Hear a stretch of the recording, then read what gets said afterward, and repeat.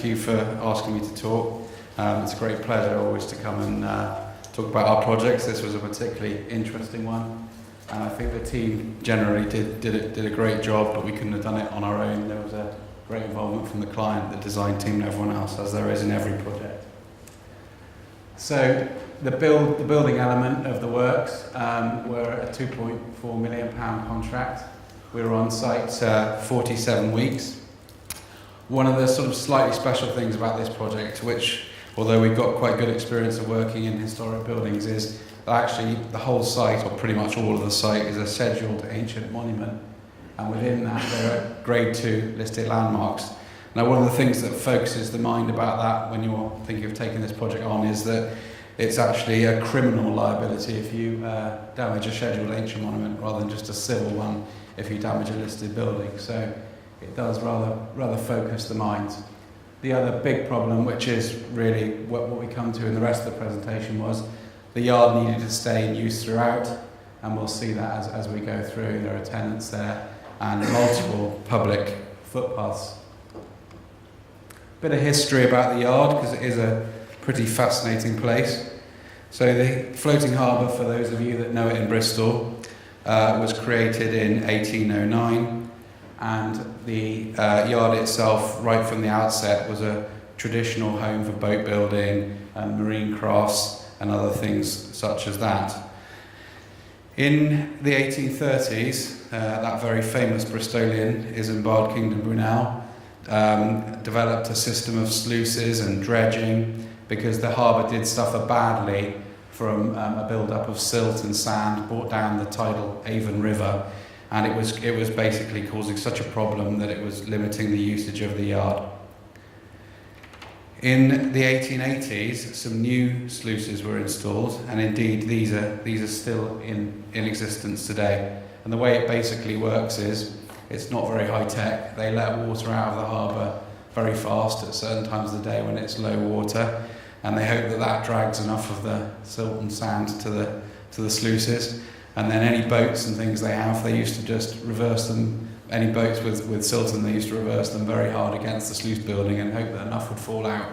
They would then get washed out. So pretty basic, but it does the job. From 1887 to 2010, large pumps, which were sited in one of the buildings we'll see in a minute, used to draw the water from the harbour, and then they used to put that under immense pressure, creating a hydraulic power, and there was a network of pipes of pressurised oil that used to operate the cranes, the swing bridges, the lock gates and the sluice. There was miles and miles of these pipes going right all the way from the yard to the Nethen dock, which, for those of you that know Bristol, are to the east of the city. Today the yard is very much revitalised. It's a home to a number of maritime businesses. So they still do some wonderful traditional boat building there, some other marine engineering, some specialist metalworking, and lots of training for use of powerboats and things like that. It's also very critical to Bristol still as a city. It's the base for the harbour master and the docks engineers, and it's now ever becoming a very, very popular tourist destination with a visitor centre and regular heritage events.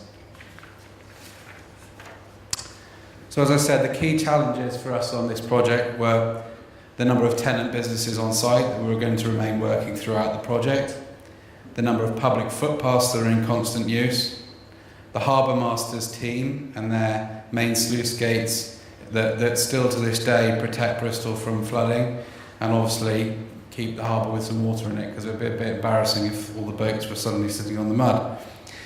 And that it's a scheduled ancient monument with a Grade 2 listing, buildings inside it. Our key risks resulting from those challenges, as we saw them at the very outset, were safe segregation of our works, traffic management, dust, noise and vibration, working at height, because some of these structures are very high and very big, and cosh, because there are a lot of old substances used on these buildings over the years, and some of them may not have been that friendly. I'm not sure that's particularly clear. It's just trying to give you an impression of the overall size of the yard. I don't know if I can manage it. So it takes up this whole area here. Pretty much we worked on all the buildings that are pink. and there were tenants in all the buildings that were white, and then the green dotted lines just normally show all the footpaths. Particularly important is the sluice buildings here and here. The harbour master had to at all times have access to those 24 hours a day, 365 days of the year, because genuinely they are critical to how the whole harbour and the operation of the harbour works, because the water gets washed out from the harbour at low tide through underneath the ground here, out through these sluices and into the new cut, which was what Brunel put in, I believe. So quite a complex site, a lot going on, and we didn't work on all the buildings together, but at various different times we worked on all those buildings.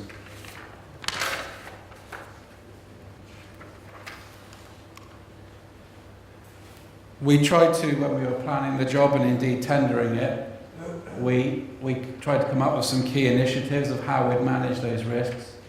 We quickly realised that we'd need fully sheeted scaffolds with temporary roofs, and in some cases we put internal birdcage decks in with their own waterproofing as well, mainly to protect not just the people that might be underneath them, but also the equipment, because with the ancient monument status, not just the buildings themselves, but also all the equipment in them is part of the monument, part of the listing.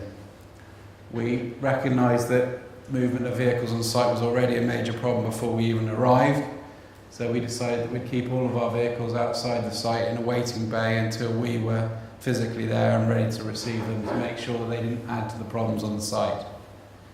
Communication is a theme that comes up a lot.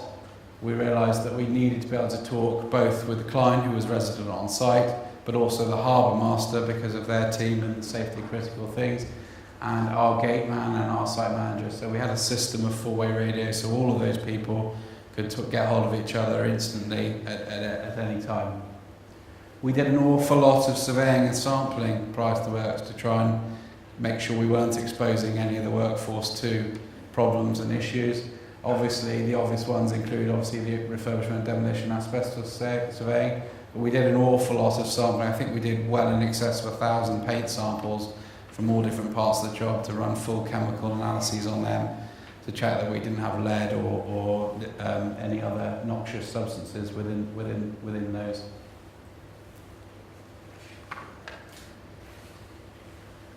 So our site logistics plan, this varied through the job, but sorry, that's me.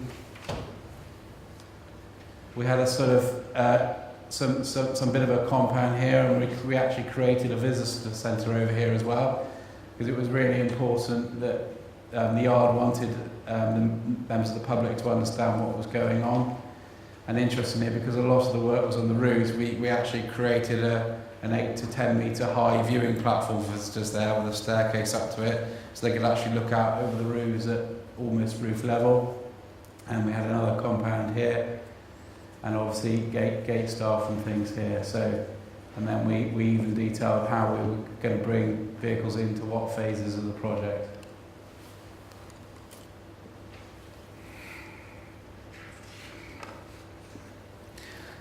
So during the works, we managed a team, or Paul managed a team of 30 specialists, including stonemasons, roofers, carpenters, metal workers, and specialist conservators. We carried out sensitive restoration of the external fabric of 7 red brick industrial buildings, including the Grade 2 star listed landmarks, the powerhouse and chimney, and we did works to protect those buildings going forward in the future. We brought an abandoned workshop back into use. We installed some solar panelling to help the environmental side of the yard, and we renewed a lot of the mechanical and electrical installations. We also did a lot of work to improve access to the yard generally and drainage, and brought some new services into the yard. We, as I said, erected some very big scaffolds with temporary roofs and sheeting externally and fencing at the ground floor to make sure that nothing we were doing had any opportunity to get out and cause a problem with the public or the tenants or anybody else. We did the full bird cages internally, and we designated safe pedestrian routes. We would have to check those daily, maintain them and move them as the works moved around the site.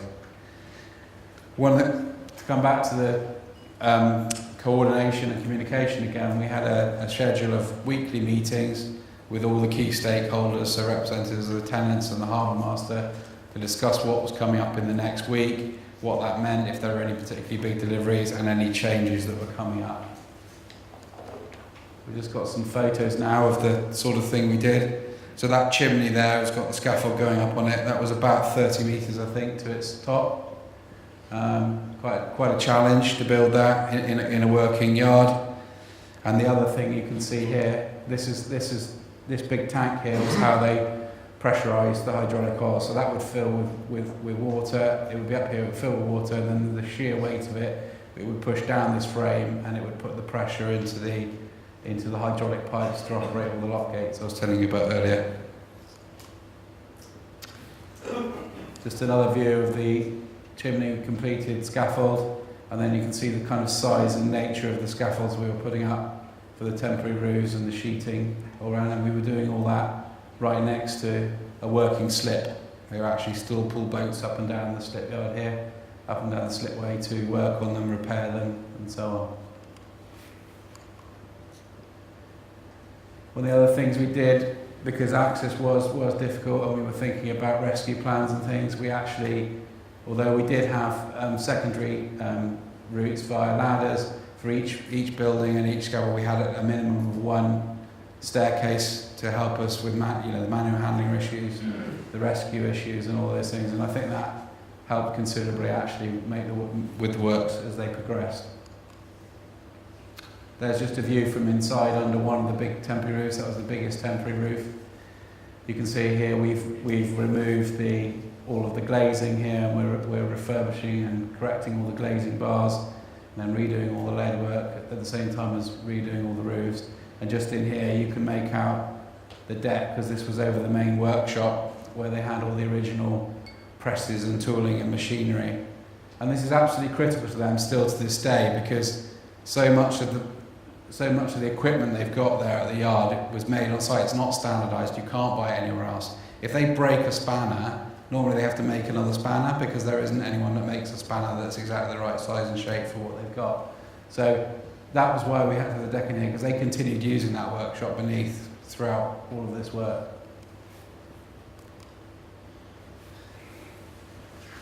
Sorry, I'm not keeping up on my paper. So, in summary, before we started, we had a lot of stakeholder meetings to make sure we were communicating properly, to inform our construction phase health and safety plan, and to make sure we were putting the right procedures in place. And then, as I've said, once we were on site, we continued those meetings to give updates and commentary and take any comments or feedback.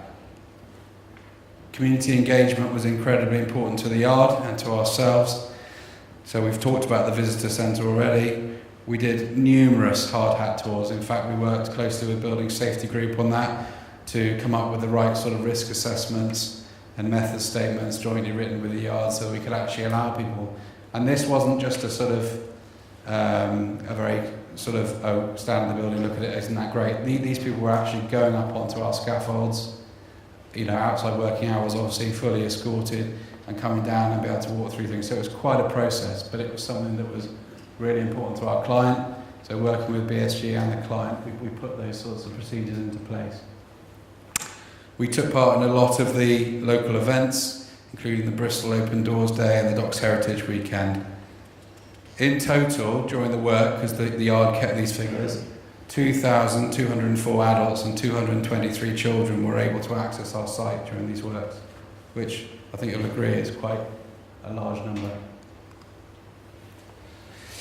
A few statistics there. We had no RIDDOR accidents or incidents. We had no near misses. We did have 5 minor accidents, and our friends at HSE came twice, and thankfully on neither occasion could they find anything they were unhappy with. So we're very proud of that. Just to finish, a couple of pictures of the completed works. So this is the end doors of the visitor centre, which is in the main old pump building. That's the pump building from the outside. And finally, for those of you that are interested in the yard today, there's a vibrant destination at the heart of Bristol's harbour. It's home to an interactive visitor centre, museum, a popular cafe, 17 workshops housing maritime-related businesses, clubs and organisations, and there's only one vacant now. Regular events for school children and the general public continue to be held. In total, 73,000 people visited Underfall last year. Thank you.